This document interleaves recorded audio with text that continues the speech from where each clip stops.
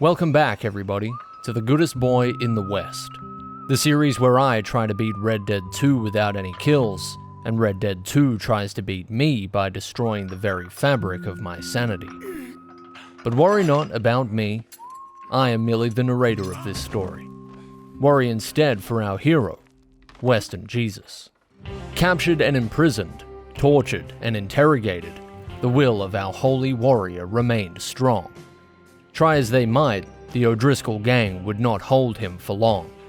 At least, that's what I was hoping. A solitary guardsman descended the stairs to investigate the strange noises from below, his life threatened immediately by a stealth kill prompt. Thankfully, this was more a suggestion than it was a command, meaning I could safely ignore it and begin searching for a less lethal means of escape. Which should have been simple, logically speaking. I mean, there was a clear stairway to freedom right in front of us after all. In a just world, Arthur would simply take those steps and leave this enemy alone in the basement to think about his actions. But this wasn't a just world. At least, not yet. This was a world filled with invisible walls and violent assholes. No amount of holding W would get me up those stairs, and no amount of ignoring the O'Driscoll's punches would stop them from swinging. And so, I began gently defending myself. Blocking, dodging, pushing, pulling, all a means of simply staying alive at first. But that would quickly change after I shoved the enemy past the invisible threshold and up a few steps. Suddenly, it wasn't just about survival, it was about progression. I shoved him up 5 steps, and then 10, and then we were out in the open air. It was a strange solution to a strange problem, and we were only just getting started. By way of the O'Driscoll, we were free from the basement. But that didn't mean we were in the clear completely. The guardsmen kept swinging, more eager than ever to put this demigod in the damn ground.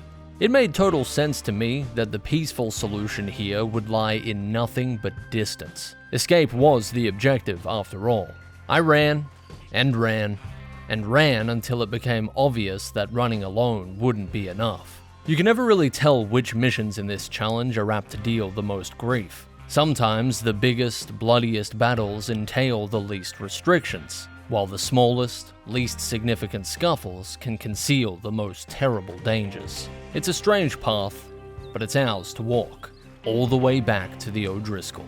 While a complete understanding of the inner workings of this game may never be attainable, I've been doing this long enough now to make a few guesses as to why the mission wouldn't progress yet. Usually, the answers to these sorts of questions can be found in the casual playthrough. What does the game want the player to do here? Well, as is often the case, the game wants blood, and it wants it on our hands. On Arthur's hands. You see, progression here is tied to the well-being of this O'Driscoll. So either you strangle him to death with a stealth kill, or you knock him out. And until then, you cannot move forward. That's it. That's the deal. Yeah, well, I'm sorry Rockstar Games, and I do apologize Mr. Zelnick, but I'm gonna have to politely disagree and present you with a secret third option instead. I mean, you left it right there, almost as if it was meant to be. Fire, the great cleanser, the ultimate consequence to an act of untempered rage, a demise seemingly designed for those who could not resist the urge to strike the proverbial stone. Arthur may have stood by the fire, but the O'Driscoll walked himself into the flames on his own accord. Again and again, until he could walk no more. Still doing down there? While the game tried to figure out why the hell I wasn't in the basement like I was supposed to be, the O'Driscoll reinforcements wondered the same thing about Arthur. The confusion was a great advantage, one we wouldn't waste, so I collected Arthur's equipment, hopped aboard Frank, and galloped into the dark and onto the open road, carrying with me a small victory that would do little to soothe the horrors ahead.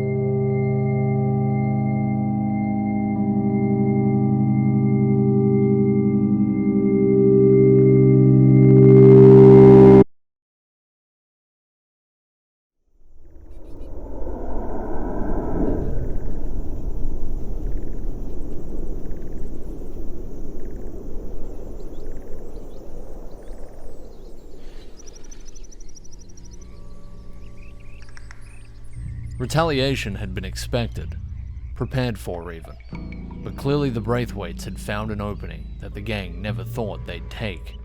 Jack's kidnap put them firmly on the back foot. There was no grace period in solving a problem like this, no time to carefully craft a plan. They had to act now, or risk losing the boy forever. No doubt this was the intention. The Braithwaites were a shrewd bunch, likely waiting with eager anticipation for the gang to storm down their driveway, angry and reckless. And they would. But first, a quick pit stop. The law in Rhodes had become allies, friends. They would lend a hand in battle should it come to that. Admittedly, Arthur should have stopped in sooner to apologize for the commotion in the parlor house from a few weeks prior, but he was sure there wouldn't be any hard feelings about that. Well, hopefully there wouldn't be, because one thing was for sure. The gang needed more enemies like they needed a hole in them.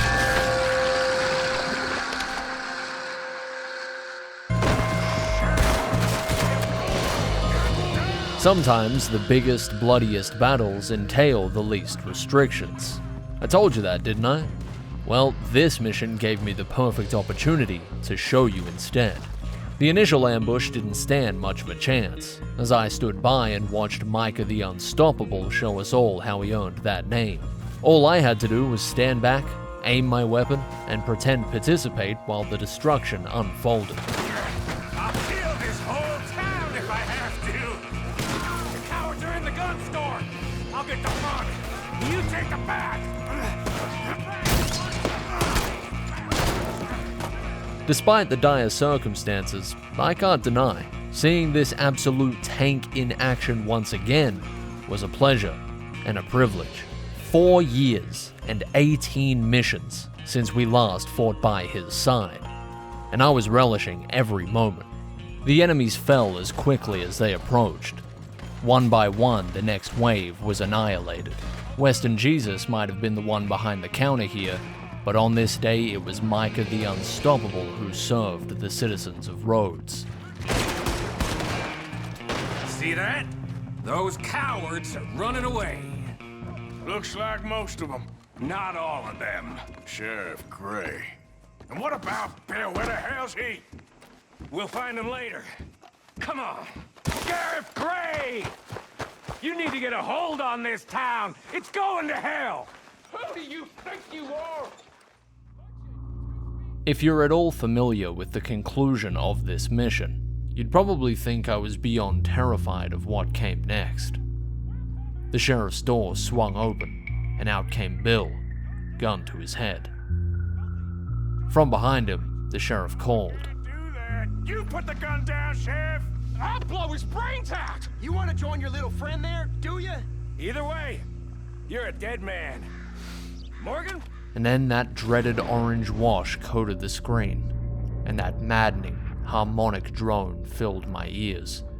And I would be forgiven for thinking our worst fears had come to pass, as they had once before on that particularly terrible day. But no, I wasn't terrified, because I had foreseen the solution to this problem a long time ago.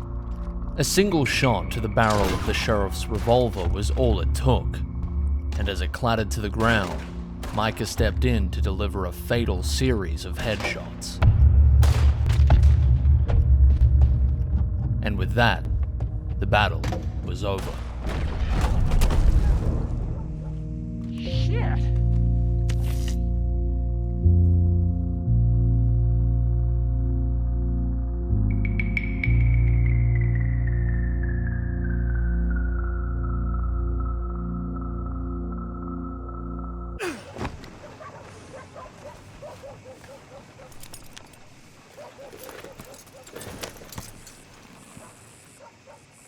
Damn.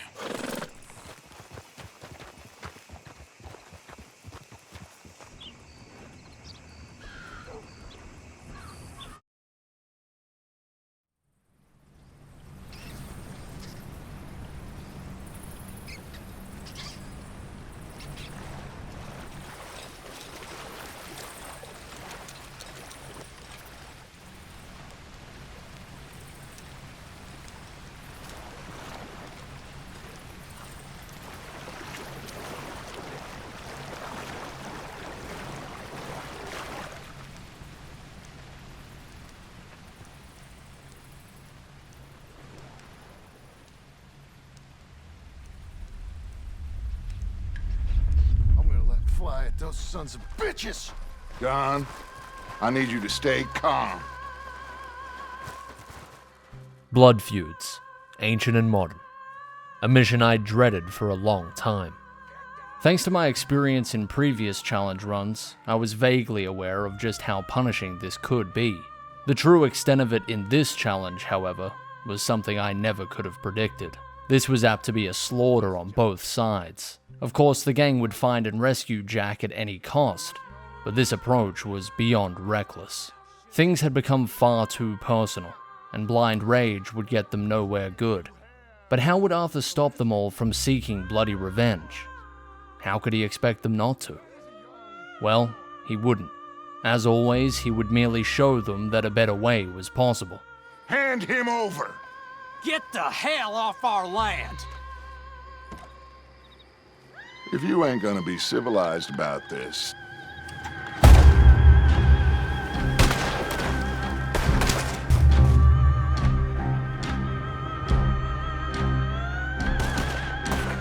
When the fight kicked off, I did what you would surely expect of me by this point. I led with optimism. Lasso in hand, I tested for my ideal solution to any gunfight, one where I simply tie everyone up and move on. It's a solution that has become rarer and rarer the deeper we get into this game, usually thwarted right at the moment I try to secure the bounds. However, miraculously, that was not the case here. The lasso functioned just fine, leaving me free to weave through enemy lines, tackling and tying whichever enemies I could get to that weren't slaughtered by my companions first. The balancing act of popping tonics, tying enemies up, and pretend participating was as hectic as ever. All it took was a few too many seconds without an ADS for a companion to be killed, or a single mistimed health tonic for Arthur to meet the same fate. But eventually, I managed to tie up every enemy left breathing. The war waged on, however, as a triplet of riflemen remained alive and firing from the balcony.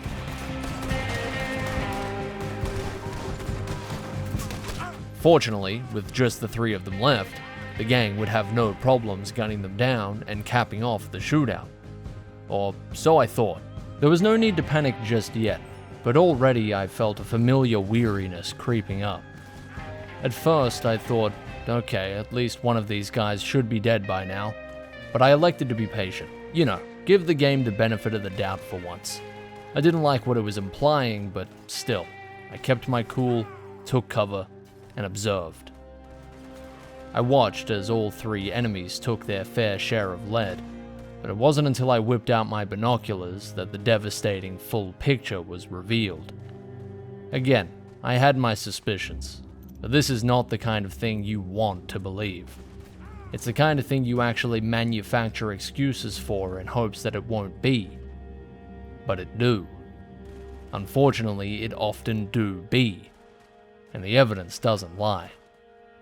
All three of the balcony boys were taking damage. Frequent, consistent damage. But none of them died or even reacted at all. This was a telltale sign that we were dealing with compelled duelists, enemies who cannot take damage from anyone but the player. Except, astonishingly, it seemed that there were three of the fuckers at once, a sight not seen at any other point in this challenge so far. Not completely sure what to make of this, I did the only thing that made any sense at the time. I went for the front door. If I wanted to test things further, I'd need to meet the three of them face to face, on their level. Almost in direct reply to this, the front doors didn't budge. They were locked, as were the side doors, and the ones in the back.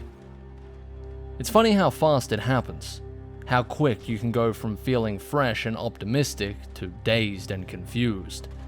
I mean, this wasn't alright at all. What are you even meant to do with something like this? And before you answer that, yes, I tried to lasso them down, and yes, I learnt my lessons from the Cliff Goblins long ago and tried in first person as well. That made no difference. Strip everything back and one thing was crystal clear. This wasn't looking good.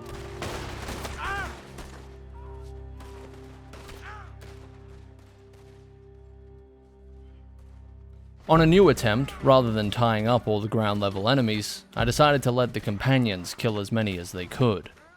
I wanted to see if there were any more unpleasant surprises among the crowd, like unidentified compelled duelists or anything along those lines. As the ground floor goons perished one after the other, I was relieved to find that that wasn't the case. Bill, Dutch, John, Hosea, and Lenny had no problem taking them out, but those on the balcony remained invincible as ever.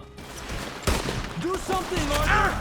Christ! Loud! I made another desperate revolution of the building, in search of a way inside, and this time, something caught my eye that hadn't before. The doors were locked, sure, but what about the windows? As I began pistol whipping the glass, similar to how we did in episode 11, I was half aware of my own straw-grasping enthusiasm. If I knew anything about Red Dead 2, my attempt to enter the building through the window would be met with a solid, invisible wall. And lo and behold, that's exactly what I got. I wasn't angry, just disappointed, irrational as that was. If the door was locked, Rockstar didn't want us in the building. And if Rockstar didn't want us in the building, then that was that. We weren't getting in the building. Becoming frustrated over the plain unchangeables of the world is a waste of time and energy, so I mean...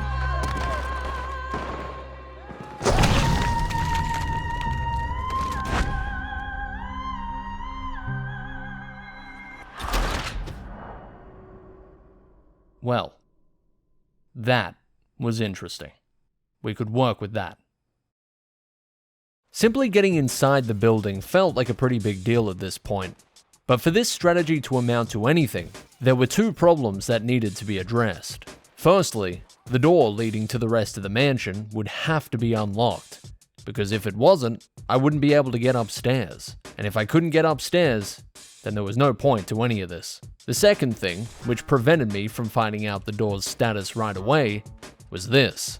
Every time I entered the building, Hosea would die. The moment I crossed through the window and into the room, it was Hosea. Every time. Now, clearly the building interior was considered out of bounds at this point in the mission, so the game was using a companion death to keep me from being where I shouldn't. That's standard fare for this challenge. What struck me as strange was the fact that it was always Hosea. With multiple companions on the battlefield, it's more common that the fail condition would sentence one of them to death at random. But here, it was the old man that got hit. You wanna play this game? Always. And so the old man was who I focused my attention on. I got to hoping that I could pay for more time in the room using Hosea's safety as currency. If I could somehow remove him from the firing line and protect him from all damage, then maybe I could get inside the building without the game being able to kill him off. It wasn't lost on me that if I did somehow manage to protect Hosea, it was possible another companion could be killed in his place once I went out of bounds. But still, I had to try. This was my only lead.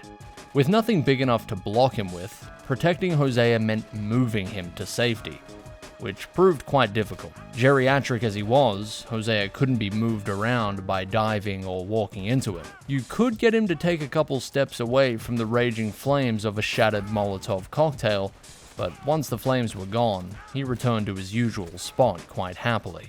Stubborn. The old bastard was stubborn. There was only one way I could think of to really get a companion moving, and while it was extreme and a little dangerous, it was just crazy enough to work. If you aren't familiar, here's how this goes. Simply select an enemy and strip them of their weapons. This will force them to chase you wherever you go, as they desperately try to attack you with the bony mallets that God gave them. However, while they're hell-bent on pummeling you, it's also possible to redirect their attention to a companion by getting them to run into each other. From there, if you're lucky, it's possible that the disarmed enemy will then disarm your chosen companion. And after that, well, things can get pretty brutal.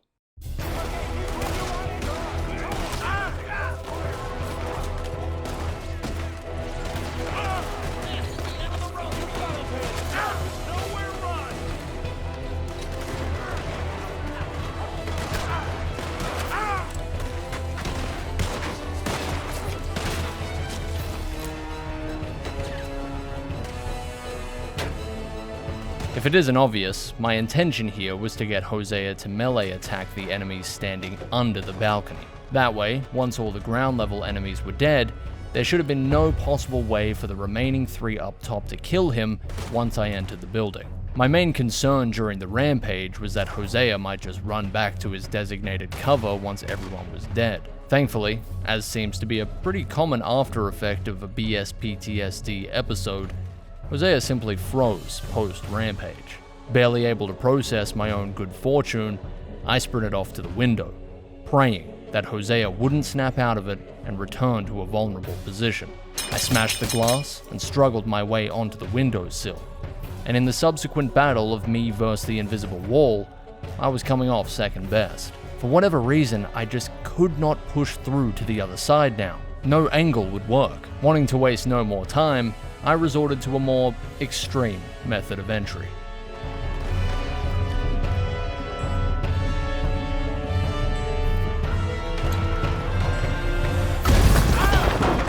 Getting to my feet, I rushed to the door, bracing for Hosea's imminent death. With seconds left, I approached the door and was presented with 2 options: break lock or kick.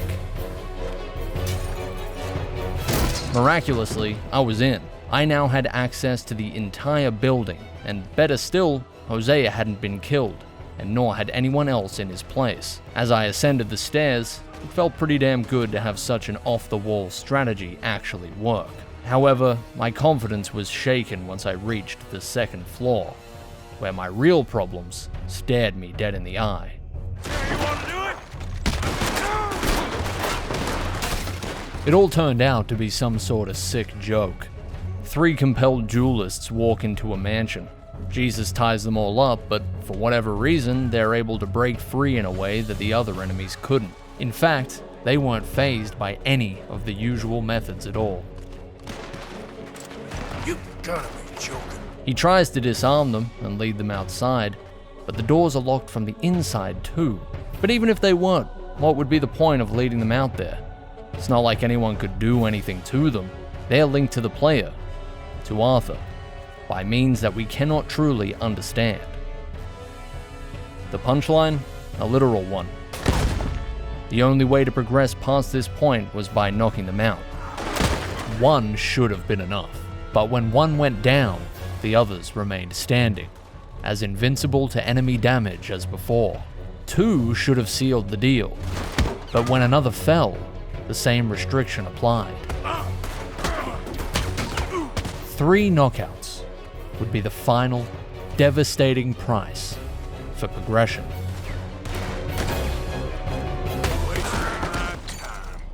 Arthur, John, Hosea with me. The rest of you, watch out here for any other arrivals.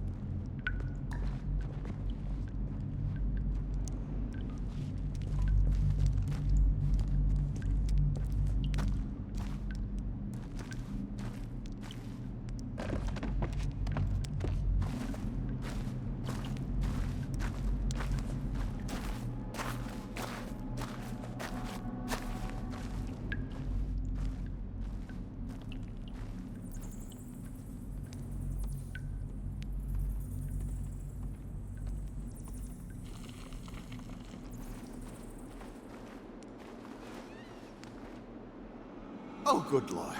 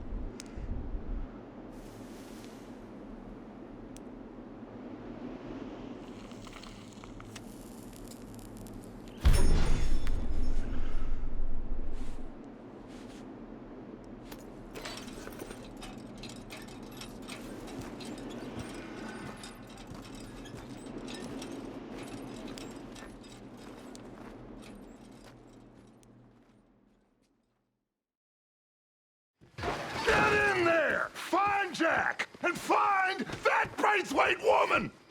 The silver lining, I suppose, is that with this convoluted mess of a strategy, we had avoided a much, much worse reality. A reality involving at least one unavoidable kill.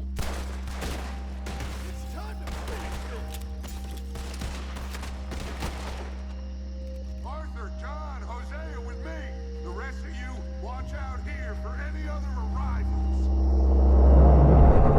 When you frame it like that, it doesn't seem so bad, does it? But 3 knockouts is still a rough way to start a mission, and we were far from done yet. Now might be a good time to tell you that Blood Feuds is split into 3 separate phases. Or at least, that's how I saw it. With the balcony boys unconscious, we were about to enter Phase 2. But just before that, the mission instructs you to inspect the rooms of the lower floor, as the gang searches for Jack. He is nowhere to be found, of course. The only occupied room belonging to a lone Braithwaite that John happily gets rid of for me. Time's up!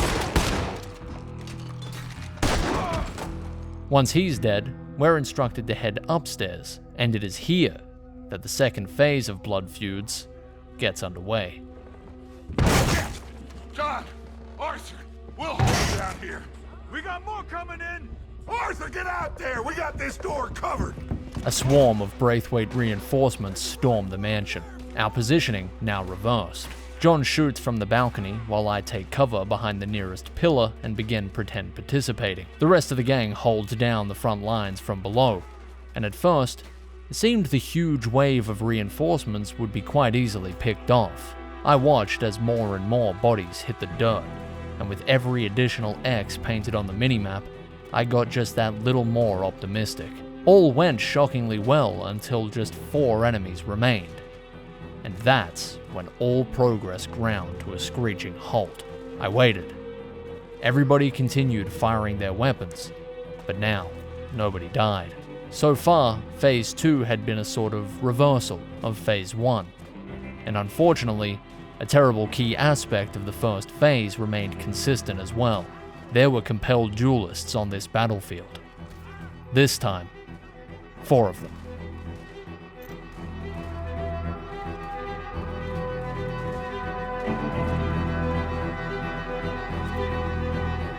No amount of balcony observation would solve this problem. This was an emergency that had to be dealt with from the ground.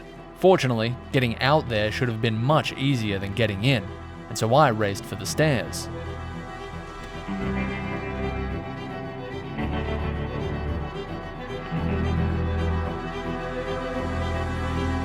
Phase 2 was an almost perfect mirror of Phase 1.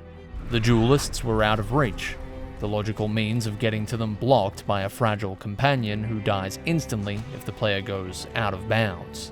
This wasn't exclusive to the stairs either. While I couldn't jump over the railing normally here, I could use this table and chairs to clear it. Doing so resulted in John's immediate death, however. Because why wouldn't it? Any attempt to leave the top floor was met with this result.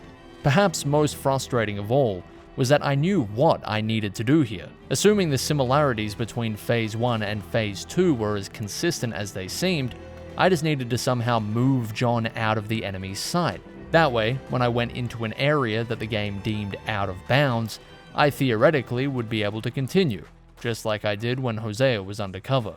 I'm sure the issues with that are jumping out at you quite obviously here, but I'll spell them out anyway. There was no way for me to get an enemy to disarm John without first disarming somebody downstairs. Unless, of course, I got someone to disarm him in the first phase.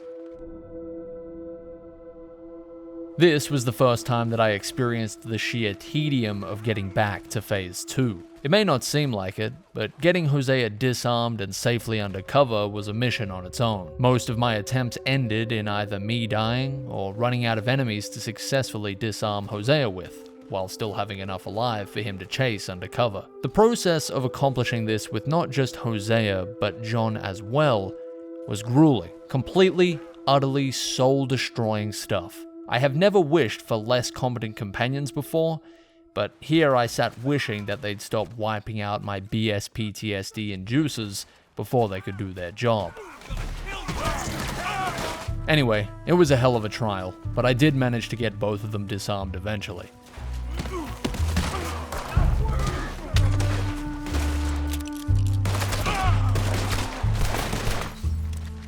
You're breathing your last breath. Wanna play hard, do ya? Next, I smashed the window, hopped inside, knocked out the balcony boys, and with that, I could finally move on to Phase 2 with a disarmed John. I followed him with crossed fingers as he walked down the stairs, clearly looking to melee attack the nearest enemy he could. While my original hope had been for him to get stuck downstairs due to the locked doors, I came to realize that now the front doors were wide open, creating the perfect angle for John to be killed instantly, as I was out of bounds right alongside him. In the blink of an eye, the strategy had fallen apart. But more than that, this confirmed the solution would not mirror that of Phase 1, which left me a little clueless as to what I should do next. For the sake of thoroughness, I did go back and get John disarmed again, just to see what would happen if he was let loose onto the battlefield while I stayed on the balcony. And to be honest, it wasn't worth the suffering it took to get back to this point whatsoever, as he was quite easily picked off due to the extra vulnerability of disarmed companions. Logically, I imagined the solution would mirror that of Phase 1, but it was obvious now that getting John stuck somewhere safe would take a functionally different approach. The problem was that getting Hosea stuck somewhere safe was really only possible because he was trying to get to the balcony boys, but was held in place by the locked doors. John, on the other hand, intended to get to the balcony to shoot the enemies below, or to the ground to melee them, and there was no barrier stopping him in either scenario. Unless I somehow built my own. You see, during my previous attempts, I noticed something quite interesting about the bridge between Phase 1 and Phase 2.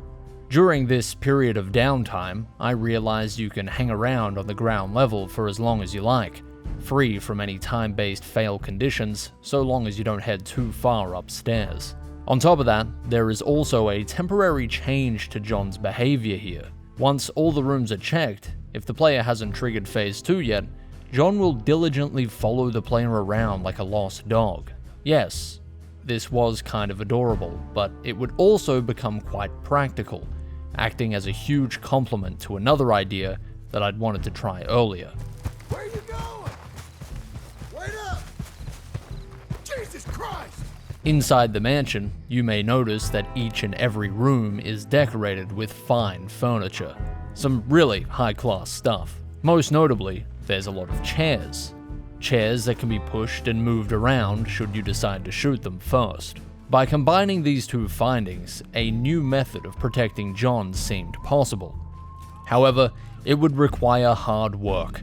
I mean calloused hands. I'm talking manual labor. I speak of holy carpentry. And so began the construction of the enclosure.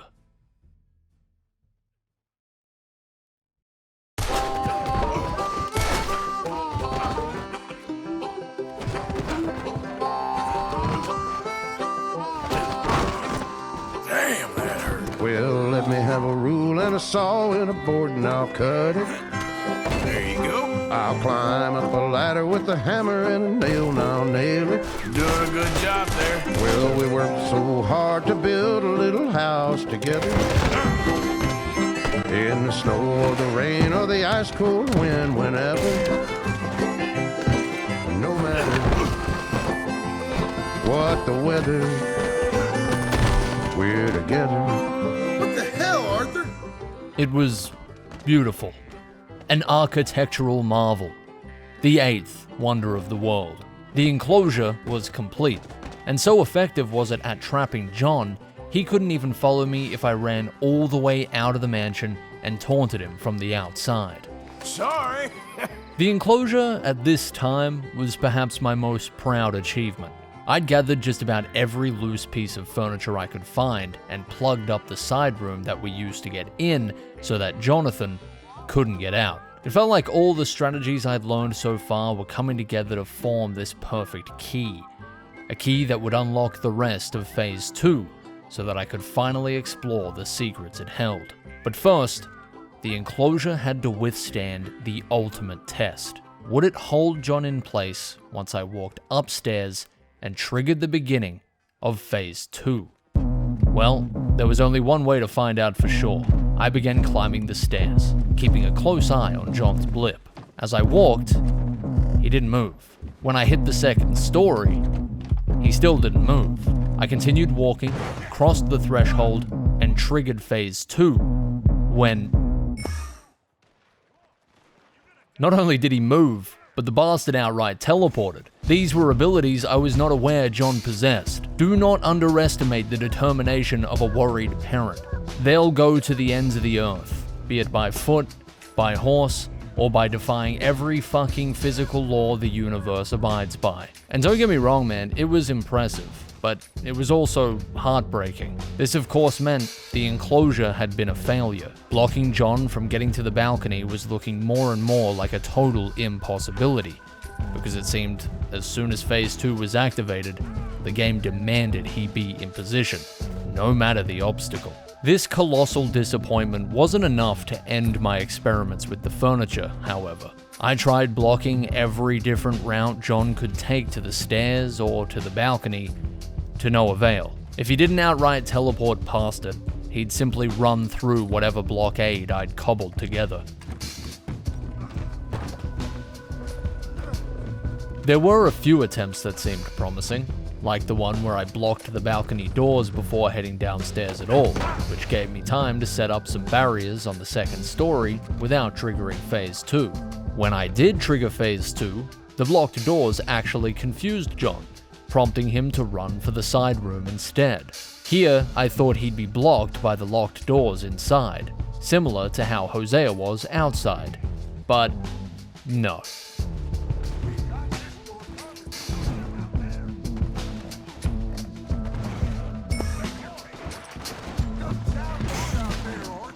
I did manage to block both the balcony doors and the side room doors on one attempt, but the results weren't exactly stellar in that case either.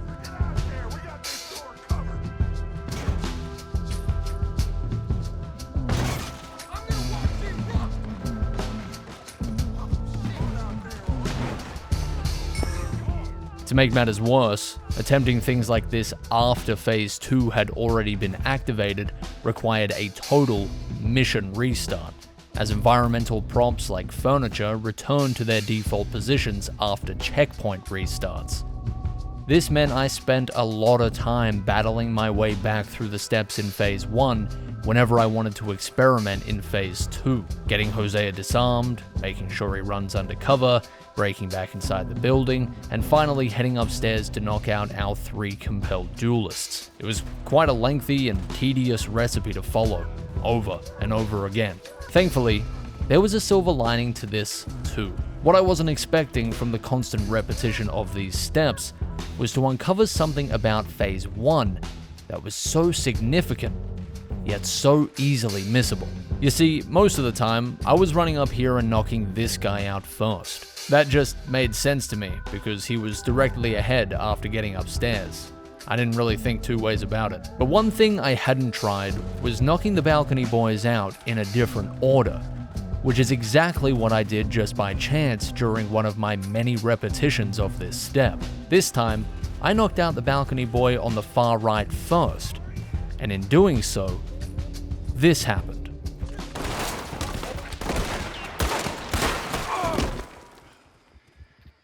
Okay, then. Not only did this reduce the amount of forced knockouts so far, down from 3 to 1, but this whole situation revealed something about compelled duelists that I don't think I'd ever really considered before. I always viewed it as a static, immutable fact. An enemy was a compelled duelist, but this made me consider that maybe I was wrong about that. It seemed more accurate to say that, at least in this case, compelled dualism was more like a status, an effect that could sometimes be removed through certain methods. Stop!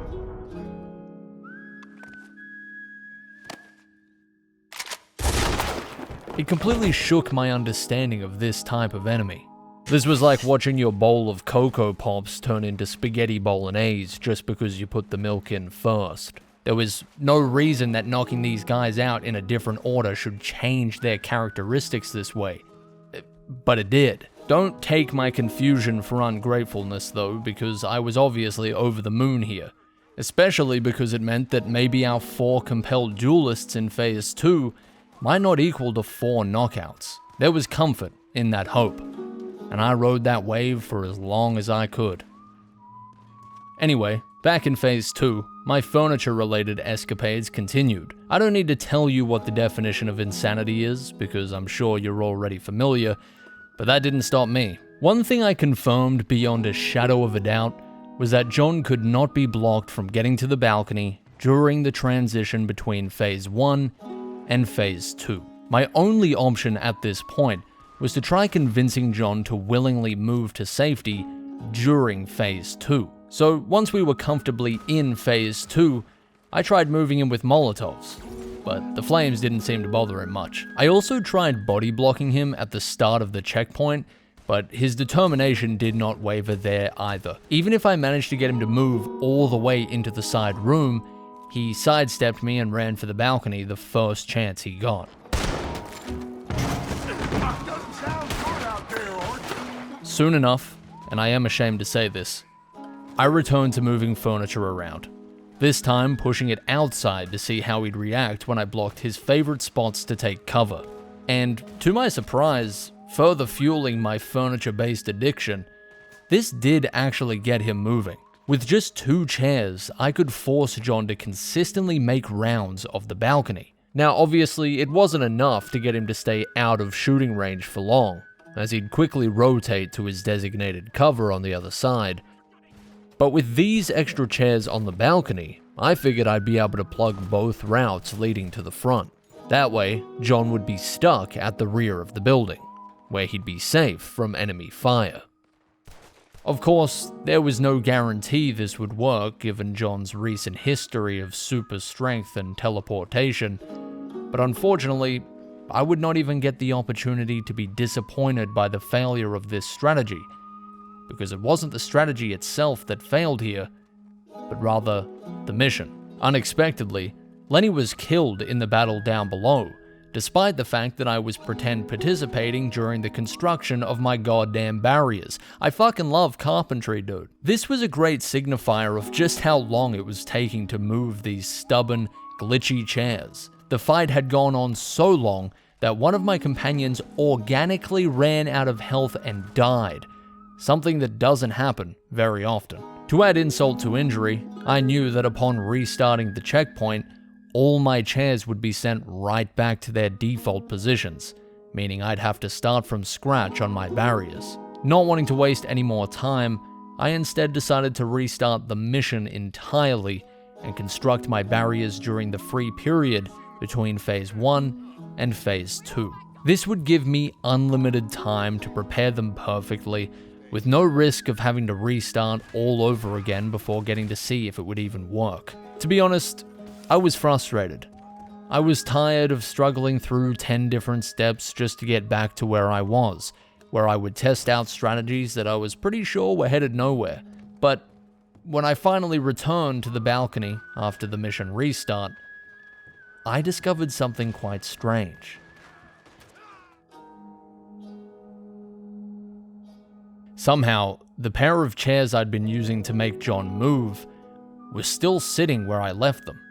This was confusing because, as I mentioned before, props don't stay where you move them through checkpoints. No, they move back to their default positions on reset.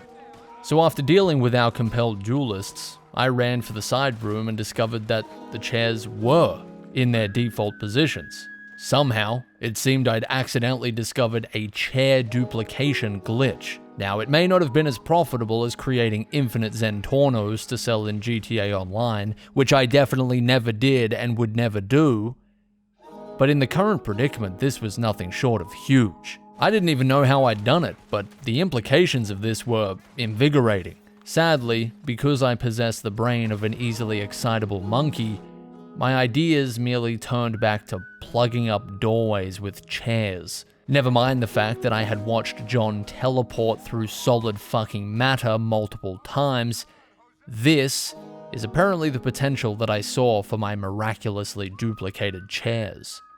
That's what I came up with. After moving my duplicated chairs into the doorway, as well as some other assorted junk in various other places, John did the predictable and ran straight through them the moment Phase 2 began. This is your last mistake! I was close! Who could have seen that one coming?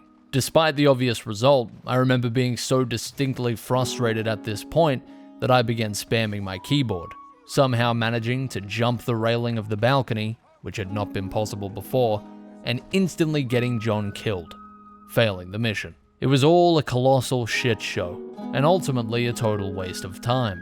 Although, I hope you trust that I wouldn't go through the effort of telling you all of that without there being at least some sort of point. Because, yeah, there was a point. Upon restarting the checkpoint, my duplicated chairs remained in place. But most bewildering of all, John didn't run for the doors. He simply stood there, frozen in place. I waited for the inevitable teleport, but as the seconds ticked by and turned into minutes, it seemed that John was genuinely stuck. How? Why? In the moment, I didn't have a clue. And to be frank, I didn't really care. All I knew was that I needed to take hold of this golden, mysterious opportunity to test the very thing I'd been trying to accomplish since we entered Phase 2. I needed to get to the ground floor without disrupting whatever the hell was going on with John and the furniture. Using the stubborn table and chairs from earlier, I propped myself up and catapulted over the railing. Ordinarily, John would already be dead by this point. But somehow, some way, the right pieces had fallen into place. John was stuck in the middle of the building, safe from enemy fire, meaning I could freely explore the ground level at last. The secrets of Phase 2 were finally at Western Jesus' bare feet, and I could only pray that I'd have enough time to decipher them.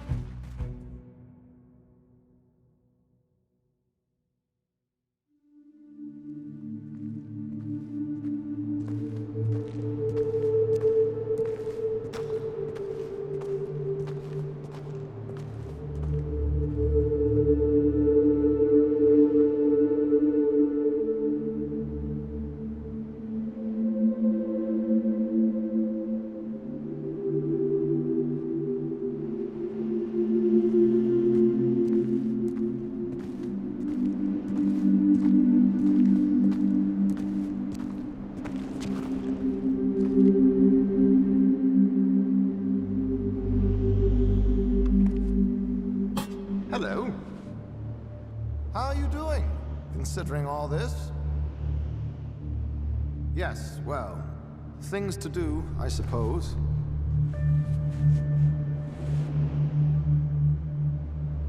Best hope that doesn't have lice.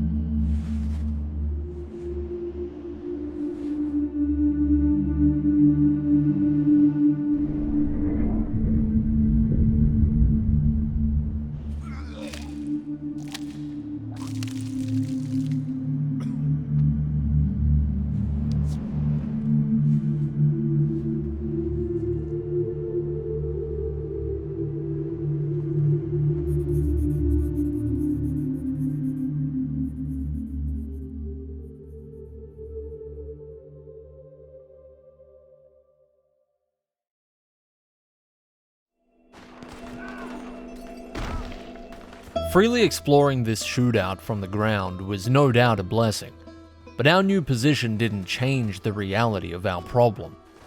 And that was the final 4 enemies, cursed with compelled dualism. Nothing I could do to the enemies on the ground could change the fact that right now, these 4 were invincible. They broke free from bounds, they wouldn't run away after being disarmed and threatened, nothing. However, when curiosity did finally get the best of me, I was ecstatic to find that, similar to our enemies on the balcony, knocking one of these guys out removed the status of compelled dualism from the others, rendering them vulnerable to companion damage. And I want to emphasize that I was happy with this result. This was more than I ever could have hoped for from this situation. Even 4 knockouts would have been a total godsend after facing down the prospect of having to shoot and kill at least one of these enemies from the balcony. And here we were, blessed with a single knockout instead, thanks to a pair of magical, checkpoint immune chairs, which we will get back to, by the way. But I say all of this to explain that Phase 2 was technically solved. From here, the shootout on the ground moved to the side of the building, where the remaining enemies and a few new ones were easily killed by the companions. Oh, son of a bitch! You're breathing your last breath! The game did seem to softlock after this, which sent me into a temporary panic, but thankfully the mission could be continued by heading upstairs and unblocking the doorway to the balcony. Doing so allowed John to return to his scheduled pathing, which directed him to the side of the building to shoot a few additional enemies. Look out! More coming from the right! Their deaths punctuated the end of Phase 2, and ushered in the beginning of the 3rd and final phase of Blood Feuds. Looks like they're running! Now, let's find a way into that room. What are you doing, Arthur? Let's get in there! 1, 2, 3, go!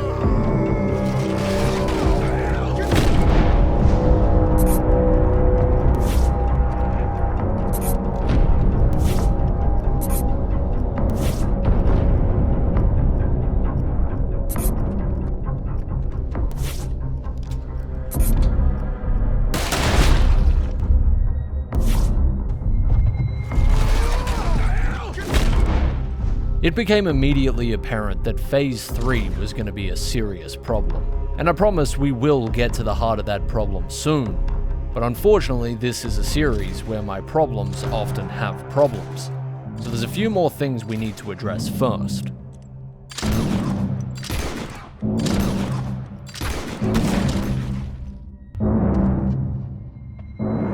The horrors of Phase 3 meant I would have to restart this mission a lot. After painfully long sessions of desperately trying to bypass Phase 3's Deadeye section, eventually, I would need to switch my PC off, because electricity ain't free in this house, and I make a total of 2 videos a year without an Opera GX sponsor.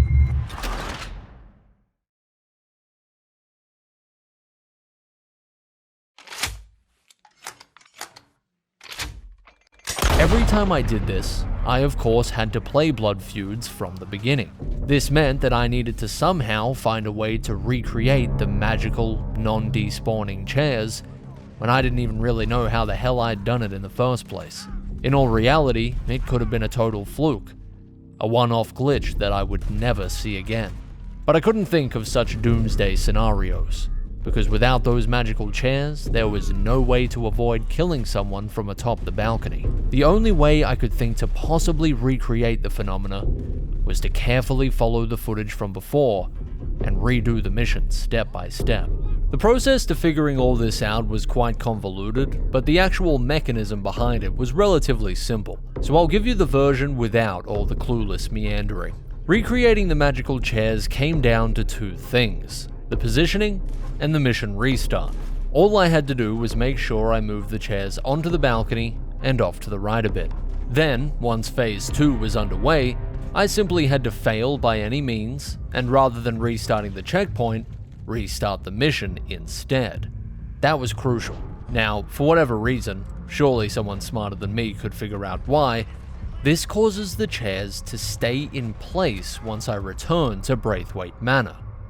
From there, it's just a matter of moving these enchanted chairs into the doorway and initiating Phase 2, where John will actually react as normal at first, either running through the chairs or teleporting to the balcony. But you see, the real magic happens when you fail and restart the Phase 2 checkpoint. Now, the chair persists through the checkpoint and blocks John's pathing from the very beginning of the reload. And something about that just stumps him completely. It's almost as if he considers the chairs as part of the environment now, in the same way the walls or a locked door are. The biggest question for me was, why does this cause John to freeze and prevent him from teleporting when things as elaborate as the enclosure couldn't? My best interpretation is that it has everything to do with John's intended pathing being blocked from the very beginning of the checkpoint. Trying to block him seamlessly in one go during the transition between Phase 1 and 2 just didn't elicit the same reaction. And the only way to get the chairs to stay in place after failing and reloading the checkpoint was to perform this fucking strange spell. Anyway, that's my interpretation. I'm no game dev. It's very weird stuff. If you have some experience or understand the invisible complexities of video game pathing, please feel free to drop any potential explanations you have in the comments. For now, I will accept this as an accidental yet fortunate symptom of digital witchcraft and move on. With a consistent and reproducible method of getting to the ground without John being shot and killed, I was free to wait for the final 4, knock one of them out, and continue my attempts in Phase 3. However, while waiting for the final 4 to be activated, I would encounter one last oddity that would bind me to Phase 2 for just a little bit longer.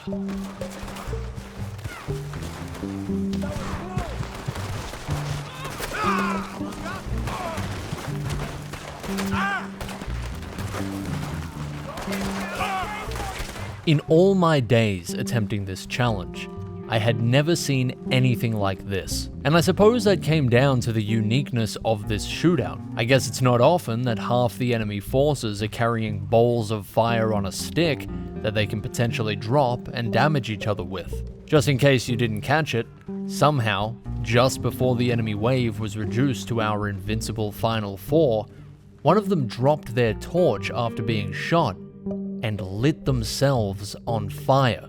Then, one of the nearby compelled duelists walked into that fire, caught a light, and died. This meant that the one enemy I was supposed to KO in order to strip the others of their curse was dead, which allowed the mission to proceed without my direct involvement. I suppose I'd just never thought about it in this context, but the possibility of environmental fire acting as a cure for compelled dualism had never occurred to me before. I'd seen stubborn enemies take themselves out by running into fire, but those instances only ever came up when I had no companion to deal damage for me. I guess I'd never considered them compelled duelists because I'd never seen them attacked by anyone else.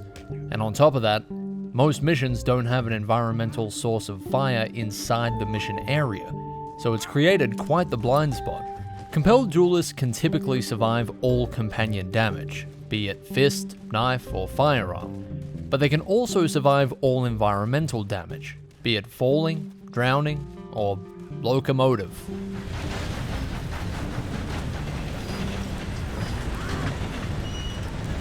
That fire seemed to be the exception was kind of insane. I know that fire has always come with its fair share of oddities in Rockstar titles, but this was a huge development for this challenge, assuming it worked for duelists across the board and not just the ones here. I mean, dude, I haven't seen a burnt CD in years, and now the method was looking straight up revolutionary.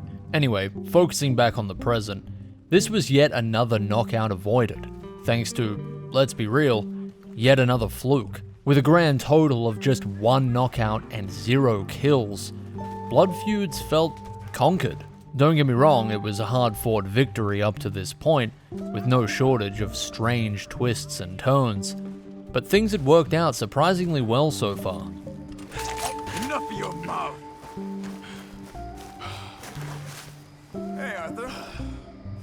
As I moved back into Phase 3, I reacquainted myself with the stubbornness of the average Deadeye section. As you can see, it wasn't going too well. I hate to split off again here, but we'll dig more into this Deadeye section soon, I promise. For now, just know I struggled through yet another grueling session of dead-end ideas and fruitless strategies. And of course, eventually the lights had to go out again. And when they did, I was totally oblivious to the trap that I had just laid for myself.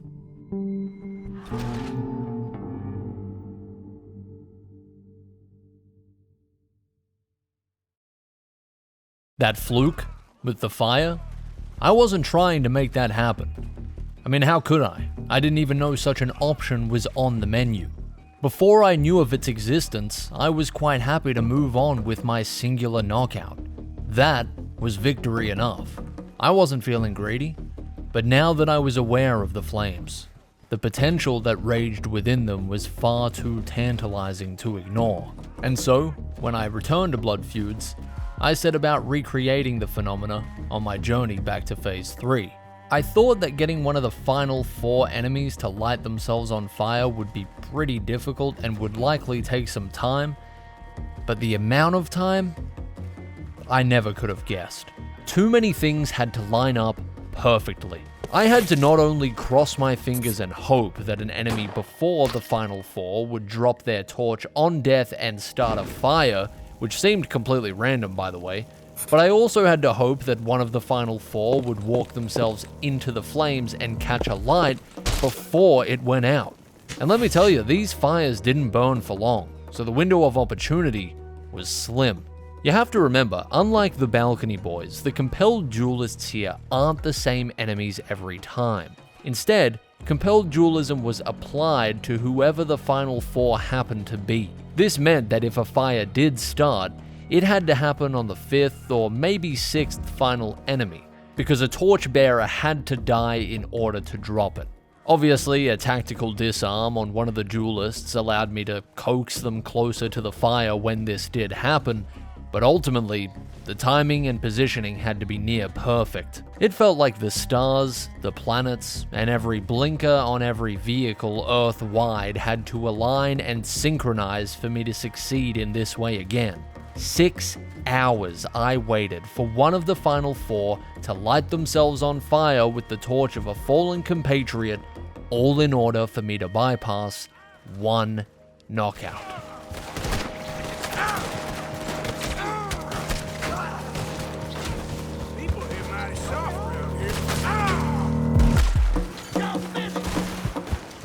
I'd tell you I regret it, but I'd be lying if I did. This was the will of Western Jesus after all. And so of course I followed through. And ultimately, this was yet another victory secured in the face of some truly desperate circumstances. I'm not exaggerating when I say that this mission has far and away been the most complicated and multi-layered problem I've faced in this series so far. And I feel like I say that a lot, but seriously, they don't call this mission Blood Feuds Ancient and Modern for nothing, because I'm almost certain my beef with this mission will extend generations into the future. Every action was met with so much resistance. But, paired with every problem was a frustratingly scrumptious looking carrot hanging just out of reach. And I gotta say, while I had to work damn hard for it, at least I got the carrot at the end each time. It wasn't some cruel trick or a mirage that I could reach for but never grasp. No, every problem, no matter how seemingly impossible, had a solution. Until Phase 3. 1, 2, 3. I'm not quite sure how long in total I spent on Phase 3 of Blood Feuds, mainly because I'd split up my various attempts at it, taking many small doses of what I now knew to be a freakishly stubborn barrier. The fact that shooting and disarming the enemy wasn't an option, when it was literally the solution one mission prior, was perhaps the biggest insult of all. Perfectly, it showed just how quick the rules can change, and how needlessly rigid the path can become. To make matters worse, there was really no point where I felt particularly optimistic about this encounter, mainly due to the fact that I had played these games before. This exact Deadeye section had driven me mad years ago, after it blocked my path during an explosives-only run as the Demolitionist. It was here that I spent hours desperately searching for a way to kill these guys with an explosive, rather than just shooting them. And while a solution was found for that eventually, there were no findings of any usefulness here. It's not like Western Jesus can just throw a Molotov at the roof, burn them through the floor, and walk away with a clean conscience. There was just nothing to work with here. No rules to bend, no secrets to uncover. It was purely implacable. I usually leave mods out of my attempts completely, or at least until I feel there is absolutely nothing left for me to discover, because a part of me doesn't want to ruin the puzzle that way. But this was enough for me to go in with some mods on a separate save, and desperately scour the mission for anything I could find. But even then, the results were stagnant and disappointing. It was honestly demoralizing to discover that even if I found a way to glitch inside the room before triggering the Deadeye event, there was still no solution waiting for me on the other side. Knocking these guys out just wasn't an option, be it unarmed or with a pistol whip. And while tying them up was possible, it only resulted in a total mission softlock. Any non-lethal interaction with these two prior to triggering the intended Deadeye sequence was useless. And once you did trigger it, you were frozen in place, doomed to shoot one of them within the next few seconds, else Arthur meet the same fate. Trust me, I wish this was solvable with a shot to the foot or finger with the weakest possible revolver. I wish we could bypass it somehow with a magical chair or an unexplainable fluke. That would be nice. But from what I could tell, it just wasn't reality. The evidence told me this was about as hard-coded as it got, as predestined as it could be. Arthur was cornered, doomed to meet the inevitable on its cursed terms. And so for the second time in this challenge, the blood of the enemy would be on his hands. 1, 2, 3, go!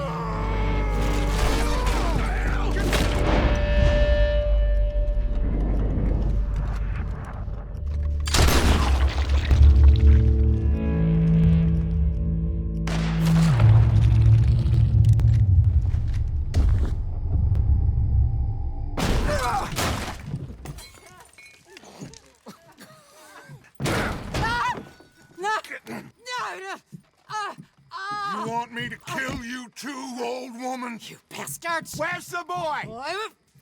We have lived in this house for 120 years. We never had no problems except for Where Yankees. is the boy? Who took him? You killed my son! Oh, and I will surely kill the rest of them unless you start talking. Oh, I know your type. Common scum. Where is the boy? You filth. All right, we get her out of here. What about down?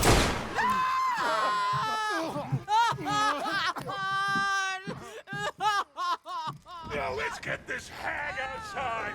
That's right. Burn this dump to the ground. You boys sure Jack ain't in here. We searched everywhere, Dutch. With so many disasters avoided in one mission, it didn't feel fair that it should end with such simple finality. No nuance, no hope, just a man shot and killed. Plain and simple. Frustration wouldn't quite describe it. As I ran it over in my head, again and again, it just didn't feel right. Shooting a man in the hand or in the leg would never kill him instantly and free roam. Not with a low-quality double-action revolver anyway. So why should a mission be any different? It wasn't worth thinking about. What was done, and there was no changing that. How many times would I have to watch the footage back before I got that through my head? How many times would Arthur agonize over the memory before he accepted it for what it was?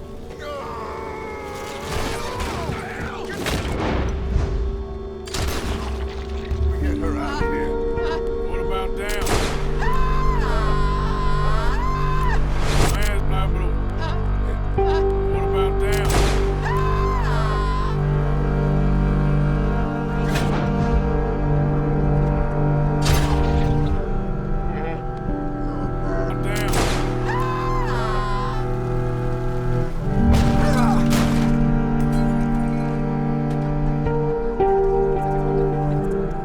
Where is the boy? Who took him? Where is the boy? You filth. All right, we get her out of here. What about down?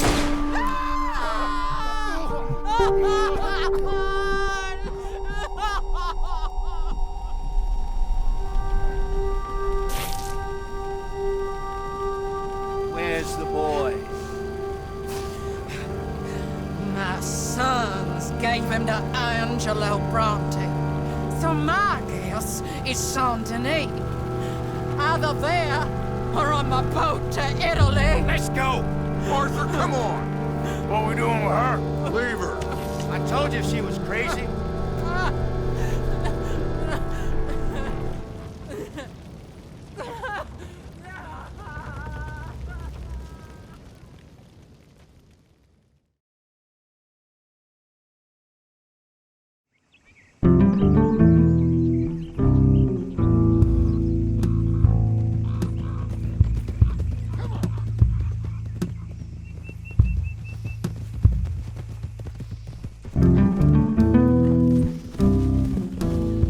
Shady Belle, the abandoned Cornwall outpost. It seemed as good a place as any for the gang to hole up in while they searched for Jack. Saint Denis was closer by here, rotting in its own coal-stained corner of the country. They would go there, and they would find the boy, no matter the cost. But first, Oh, shit! It's them again! Boys! Get ready! a few stragglers left over from the last confrontation at Shady Belle still occupied the building. After the humiliating defeat of their squad leader, the Gatling guy, most had the sense to defect from the group, vowing to never again set foot in the area. But the hubris of man knows no bounds, and so the stubborn and dumb remained. There were 5 stragglers in all. The first was shot and killed by John from a distance while approaching the building. The second was out of ammunition, opting to throw his gun at Arthur as a last resort. Of course, Arthur didn't retaliate, opting to forgive instead. John wasn't feeling so generous. The last 3 squatters were upstairs, ready and waiting for a final assault. We had the rifle guy, because he had a rifle. We had the knife guy, because he had a knife. And we had the dead guy, because he had no will to fight any longer. Jesus. Obviously, the latter was no problem for the challenge, though Arthur did have a problem with watching him go out that way. Unfortunately, no amount of intervention could deter the man. It was a choice set in stone, carved from the ugly grey block of these horribly dark times. He was a dead man anyway, he said. You don't desert Cornwall's regime without consequence. Not anymore. Both rifle and knife could not be bound by the lasso, so I decided to first disarm rifle and lead him down to John, where I was hoping he'd meet the same fate as the first 2 enemies. Unfortunately, John suddenly wasn't feeling so cold and refused to attack him at all. That's when I decided to aim at rifle with my revolver, which thankfully caused him to retreat the same way the Gatling guy had. Western Jesus with a gun was a shared fear amongst the group, it seemed. With 4 out of 5 stragglers dealt with, I moved on to the last one standing. Knife guy was different to rifle in how attached he'd become to the Shady Belle residence, particularly the top floor. His agoraphobia made it very difficult to get him down to John, as even when he was disarmed, he refused to follow me any further than the top of the stairs.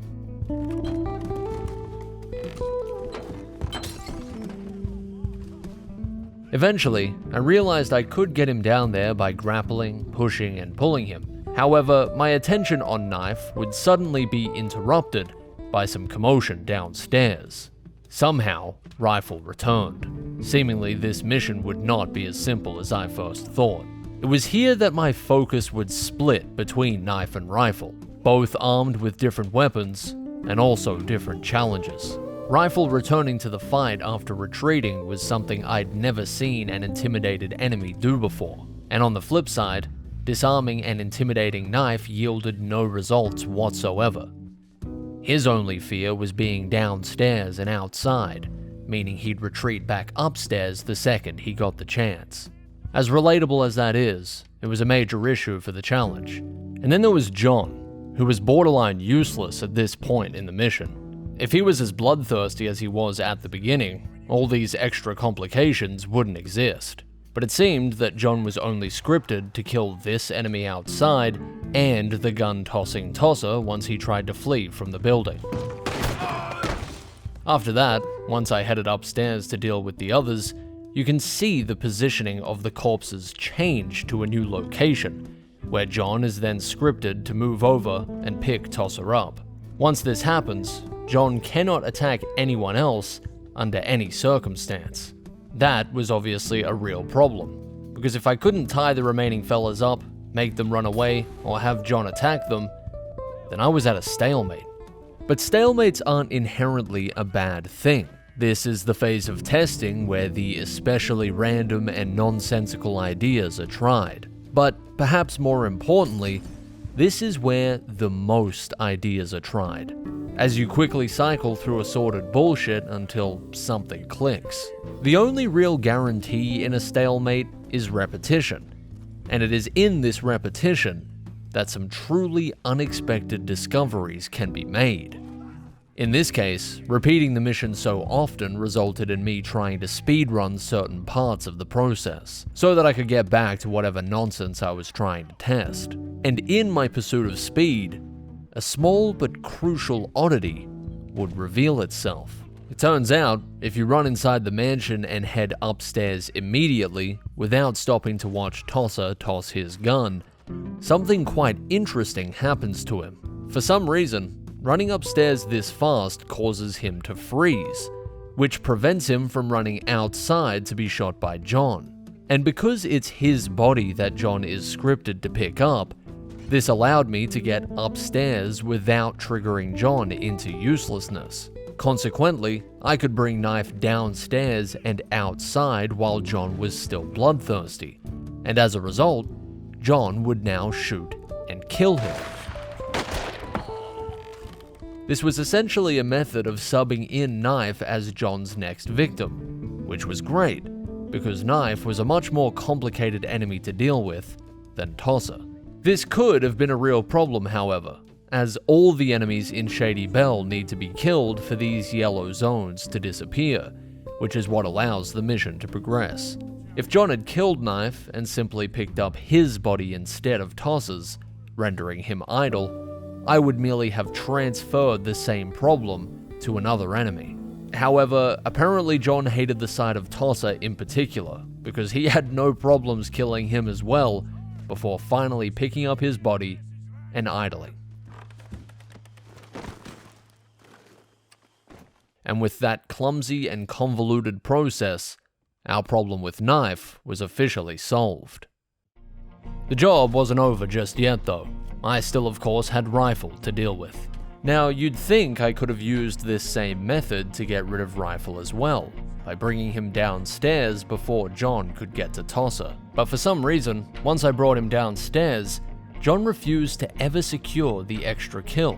I'm not really sure why, but across multiple attempts I was never able to get John to take everyone out for me. It would have been amazing if this fixed both the Knife and Rifle problem, but honestly, I was just happy to have Knife out of the equation, because Rifle seemed a hell of a lot easier to figure out. To start with, I just needed to know why he was able to return to me after fleeing. Because usually, when an enemy is disarmed and intimidated, running away eventually causes them to despawn. Or, as I've recently discovered, at least deactivate once they leave the mission area. This is what allows you to bypass kills and knockouts with this strategy, since the game considers them as good as dead once they get far enough away. However, both missions I've done in Shady Belle have been strange, in the sense that they don't actually have a strict, stationary mission area that causes you to fail should you leave. The last one allowed me to explore the whole map, so long as I was in close proximity to Lenny, because the mission bounds were dictated by my closeness to him rather than a static area. But this Shady Belle mission didn't seem to have any bounds at all, despite instructing me to return to the house once I began straying. It's possible that this was caused by how Blood Feuds and the Battle of Shady Belle tie together as missions. It's something I haven't mentioned yet for the sake of brevity, but these two missions actually flow from one to the other with no free roam break in between. The transition is seamless, only separated by a single cutscene. And yes, that means that if I had to turn my PC off during my attempts in Shady Belle, I would have to do Blood Feuds again. This may or may not have happened a couple of times because in everything but name, these are one mission. And yeah, I do suffer from chronic mental illness, why do you ask? Anyway, this bridge between the two missions was perhaps the reason why there was no strict mission area. Now, unlike the Gatling guy, Rifle didn't despawn after getting scared and leaving, and would always eventually return to beat me up. My theory was that this was caused by the lack of an out-of-bounds area for this mission, so every time he ran away, there was no threshold for him to cross that would cause the game to despawn him. Now, this could still be technically true, and it's what I ran with in my attempts, but I thought I'd mention something interesting I found after some additional experimentation using a free cam mod after the fact. Now, I don't think I've ever seen this before, but whereas the Gatling guy ran until he became deactivated, Rifle seemed to have some sort of hide-and-seek mechanic. I would disarm him and aim at him to make him run away, and while it would appear as if he'd continue running as far away as possible, only to return later, it turned out that he was actually running and hiding behind the first object he could find that would cut off my line of sight. And then, if I ran over to where he was hiding, he would repeat the process, finding a new hiding spot each time. I can't recall ever seeing this mechanic before, at least not in this way. Now again, I found this later on for additional testing, so it didn't influence how I continued my actual attempts, but I thought it was just too weird not to briefly mention here. It just goes to show how many little systems are in this game, and how many of them you don't actually notice in a casual playthrough.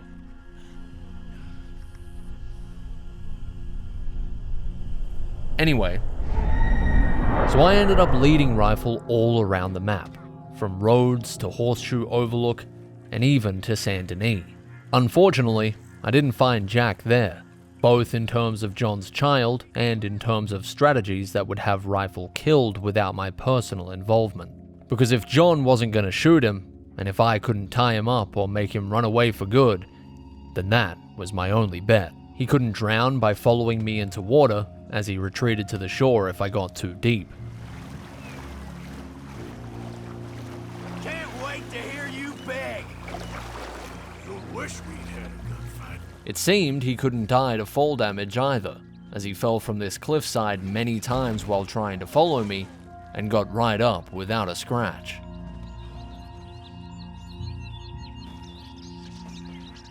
I even led him back to camp, where the rest of the gang waited to move as soon as Shady Belle was cleared, but nobody there was interested in taking him on.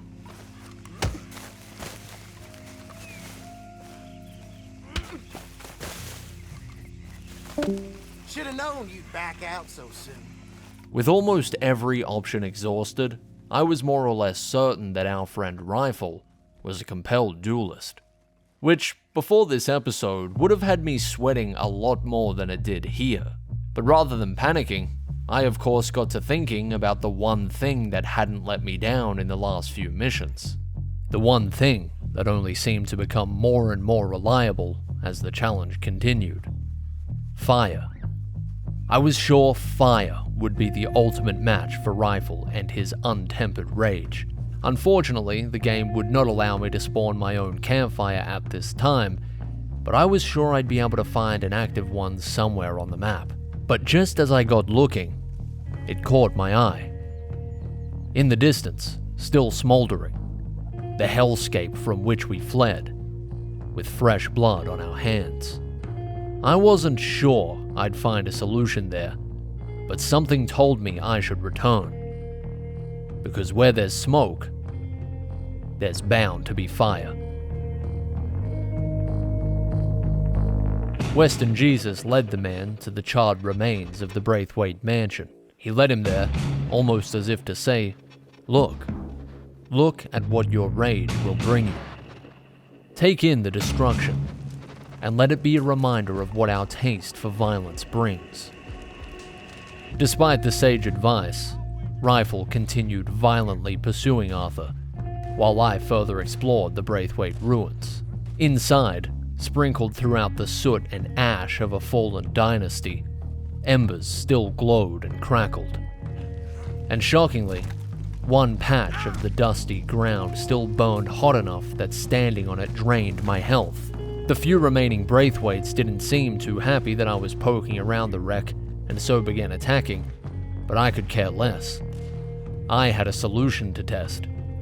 If this patch of scorching soot was enough to deal damage to Arthur, then surely it would damage Rifle all the same. But, as always, it would have to be by his own decision. Should his rage prevail over reason, it would walk him into the flames.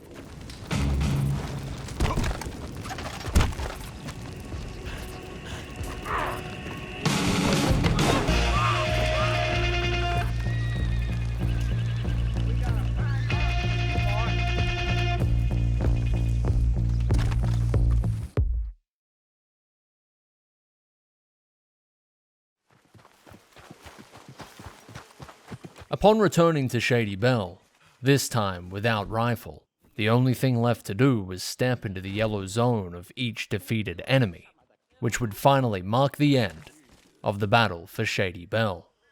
How's it looking up there? I think that's a lot. Didn't even have to shoot the last one. Give me a hand moving these bodies. Don't want the others walking into this.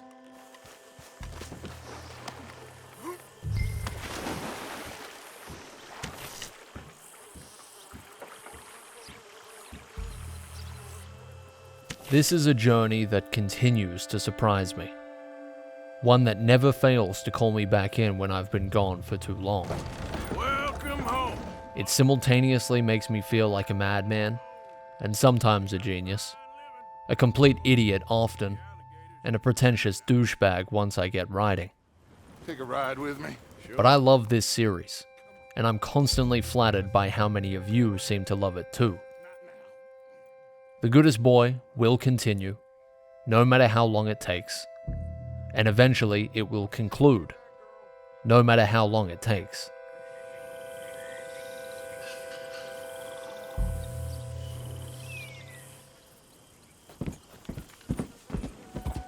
So thank you for supporting this series for as long as you have, and thank you for supporting me in creating it. That means a hell of a lot. Take care, and I'll see you in the next one. Cheers.